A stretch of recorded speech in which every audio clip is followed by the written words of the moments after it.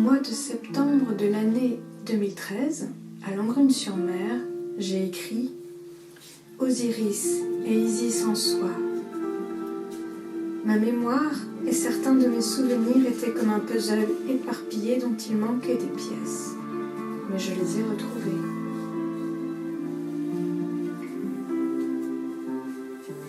Maintenant que j'ai réussi à rassembler ces morceaux de mon histoire, je suis comme Isis qui assiste à la résurrection d'Osiris. Les écrans que formaient la peur et la colère s'effacent, comme des nuages qui se désagrègent devant le soleil, pour que soit baigné de lumière un amour inconditionnel et indestructible.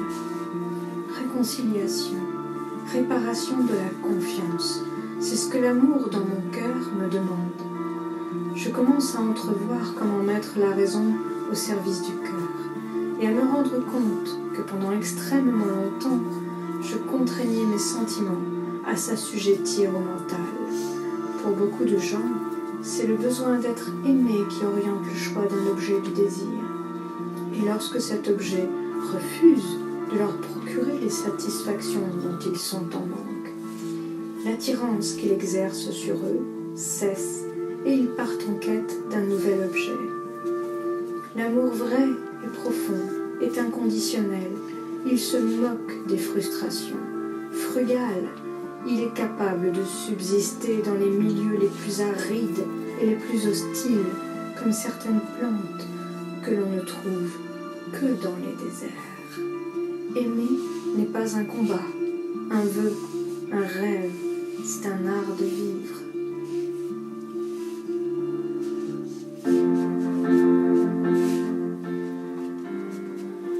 Aimer devient plus délicieux que d'être aimé. Aimer devient plus fort et plus important que d'être aimé. Que mes sentiments soient écrits, que je les efface, les déchire, les brûle ou les enferme, ils n'en finissent jamais de venir du fond de moi, comme d'une corne d'abondance.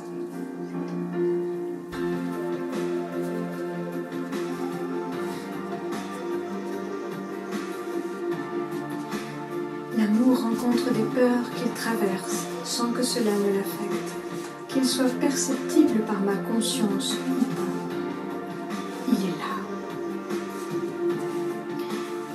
Aimer sans perdre la raison et raisonner sans que l'amour ne s'efface est possible. Mon cœur sait, perçoit, a cette faculté spéciale que mon esprit n'a pas. Le cœur a son propre savoir et la raison, quand le mental est humble et qu'il veut apprendre, reconnaît et respecte cette connaissance. Quand l'esprit veut devenir le disciple du cœur, son élève, il se met à son service pour aider le cœur à accomplir ce qu'il fait de mieux, aimer. L'intelligence est mise au service de toujours mieux aimer. Le cœur reconnaissant fait scintiller d'énergie l'esprit revigoré par l'amour, une intelligence revigorée tout autant. L'amour éternel est éternité d'amour. Est-il donc si difficile pour mon esprit de concevoir cet infini? L'amitié et l'amour abolissent le temps. Hier, c'était tout à l'heure, il y a 5 ans, 20 ans, 40 ans, qu'importe. Même absents, les êtres aimés ne nous quittent jamais. Hier et demain forment aujourd'hui.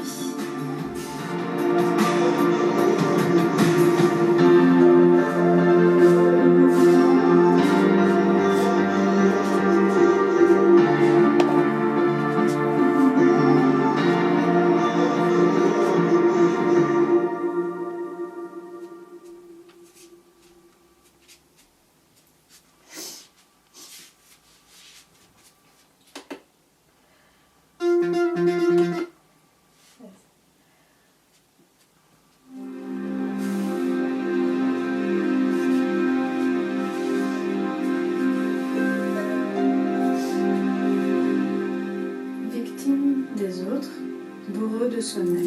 Extrait. Le cœur léger est celui qui a fait le tour de son jardin. Il est celui qui vit en paix avec les autres et avec lui-même. La joie peut pénétrer un tel cœur, car il est disponible, il s'est rendu disponible à la vibration joyeuse. Alors ce cœur peut devenir tout amour, non par devoir, mais pour le plaisir d'incarner une vibration passionnante. Pour nous, humbles mortels, il s'agit donc d'éclaircir chacune de nos relations significatives, d'en apprendre les ressorts intimes, de façon à libérer notre cœur pour que la paix de l'âme puisse s'établir à l'intérieur. Car la véritable paix pour un être humain résulte de la pacification de chacune des relations importantes de sa vie. Tant que cela n'est pas fait, le cœur n'est pas disponible pour la joie naturelle et spontanée de l'instant présent. Le cœur aime aimer.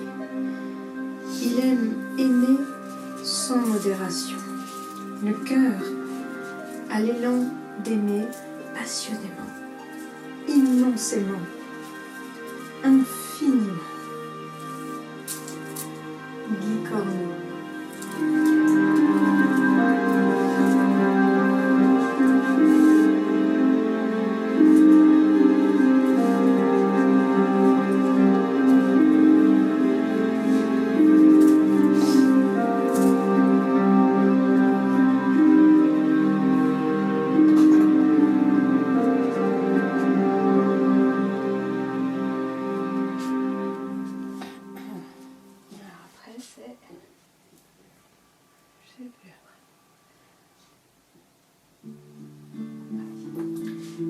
Aimer, c'est être capable d'accepter l'autre tel qu'il est. C'est reconnaître que l'autre peut avoir raison. C'est savoir pardonner. C'est être capable d'ouvrir la bouche pour ne dire que la vérité. C'est pouvoir retenir sa langue afin de ne pas offenser autrui. C'est pouvoir encaisser les coups sans vouloir les rendre. C'est accepter de lutter sans écraser les autres. C'est faire la paix et assurer le bonheur autour de soi. C'est ouvrir les bras et fermer les yeux. Auteur inconnu.